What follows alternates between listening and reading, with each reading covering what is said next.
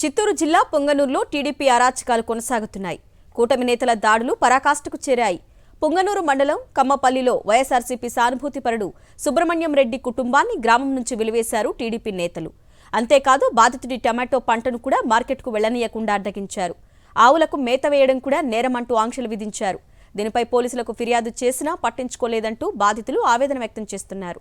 గ్రామం వదిలి వెళ్లాలంటూ పోలీసులే చెప్పారంటూ సుబ్రహ్మణ్యం రెడ్డి దంపతులు కన్నీరు పెట్టుకుంటున్నారు.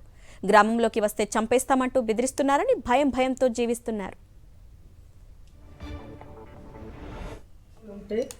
మాకు ఇప్పుడు అబ్జెక్షన్ చేశారు. టమాటా కాయలు మా పొలం దగ్గర అంతా వచ్చి జనాలు పడి మా గుడ్లు కూడా లేక మేము వేరే చోట దాక్కుని దిగుతున్నాం సార్.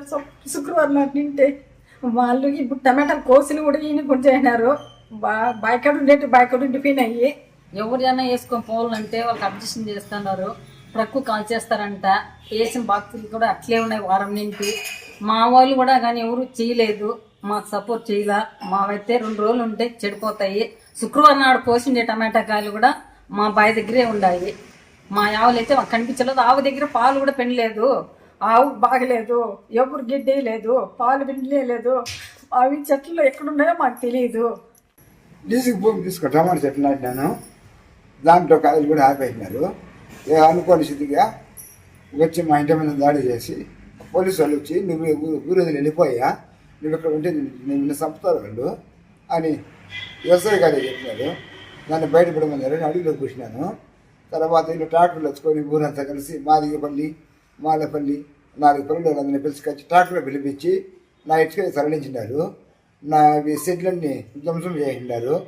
అక్కడ 10 లక్షలు పెట్టుబడి పెట్టినాను. దాంట్లో ఏం నష్టమైందో నేను ఎప్పుడు చూడలేదు. తర్వాత 2 రోజులు అడవిలో ఒకసార్లు పడి 3వ రోజు వచ్చి బయట వచ్చి చేరినాము. ఆ నుంచి మా ఇళ్ళ మీద పడి ఆడవాళ్ళు కొట్టి మా బంధువులను కొట్టి వాళ్ళు పిలిపించకపోతే మిమ్మల్ని చంపేస్తామని వాళ్ళు బెదిరించినారు. వాళ్ళు మా పయ్య రమ్మని చెప్పుగా మేము పోదాం అనుకుంటే ఎస్ఐ గారు కానీ సిఐ గారు మీరు రావద్దయ్యా, వస్తే మేము రక్షణ కల్పించలేమని చెప్పినారు.